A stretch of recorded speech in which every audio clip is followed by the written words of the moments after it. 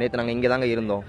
ஆம்புலன்ஸ்காரங்க தேவையில்லாம உள்ள வந்தாங்க. நாங்கள் முன்னாடி முனிப்பங்கோயில தான் நின்றுட்டு இருந்தோம். கோயம்புத்தூர் ரூட்டில் போன ஆம்புலன்ஸ், அதாவது மக்கள் வண்டியோட டூ வீலரில் வரவங்கள உள்ள டூ வீலரை கொண்டு போய் கேஆர்வி மெரிடியன் ஹோட்டலுக்கு பின்னாடி பார்க் பண்ண சொன்னாங்க.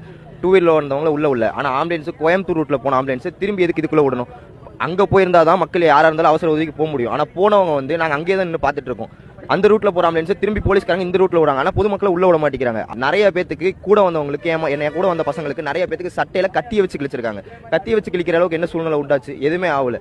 இந்த மாதிரி பல விஷயம் நடந்திருக்கு. உண்மை தெரியாம யாருமே பேசுறாங்க. நாங்க ஆம்புலன்ஸ்காரன் டைரக்டா கூப்பிட்டு விசாரிக்கிறோம். அவங்க எடுத்தது 25 to 30 கேஸ் தான் மொத்தமா எடுத்திருக்கேன் அப்படிங்கிறாங்க. மொத்தமே 4 பேர் தான் இறந்து போயிருக்காங்க. ஆனா இத்தனை பேர் திடீர்னு எங்க வந்து இறந்து போனாங்கன்னு யாருக்குமே தெரியல. அதெல்லாம் உள்ள நிறைய விஷயம் நடக்குது. இது யாருமே பொதுமக்களுக்கு தெரியும். பொதுமக்களுக்கு தெரியாம நிறைய பேச ஆரம்பிச்சிடறாங்க. முதல்ல உண்மை என்னன்னு வெளியே கொண்டு வர சொல்லுங்க. ஏன்னா உண்மை வெளியே வராம நிறைய பேர் பேசிக்கிட்டு இருக்காங்க. நீங்களே பாக்குறீங்க, நிறைய பேருக்கு கிழிச்சிருக்காங்க, நிறைய பேரை போட்டு மிதிச்சிருக்காங்க.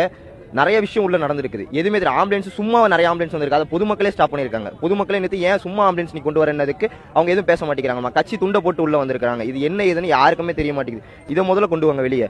ஏன்னா வெளியே கொண்டு வராம பொதுமக்கள் நிறைய பேர் இது உண்மை நம்பிக்கிட்டு இருக்காங்க.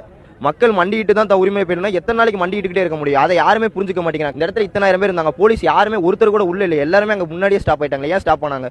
உள்ள வந்திருக்கலாம்ல எல்லாருமே. கடைசியா உள்ள வராங்க. ஏன்னா நிறைய துறை இருக்கவங்க எல்லாருமே, அமைச்சர்கள் இருந்து எல்லாருமே அடுத்த 10 நிமிஷத்துல வராங்க. இங்க 7:30க்கு முடியுது. நீங்க நியூஸ்ல பாத்தீங்கன்னா தெரியும். 7:30க்கு முடியுது. 8 அரை மணி நேரத்துல கேஸ் எடுத்துட்டு போறாங்க ஆம்புலன்ஸ்காரங்க எல்லாரும். 8:15 அவங்க உள்ள இருக்காங்க. சென்னையில இருக்கவங்க எல்லாரும் இங்க எப்படி வந்தாங்க? அதை யோசிச்சிங்களா யாராச்சும்? யாருமே எதுவுமே யோசிக்க மாட்டேங்கிறீங்க. டக்கு டக்குன்னு பேசிடுறீங்க. அதனால உண்மை என்னன்னு முதல்ல வெளியே கொண்டு வராங்க.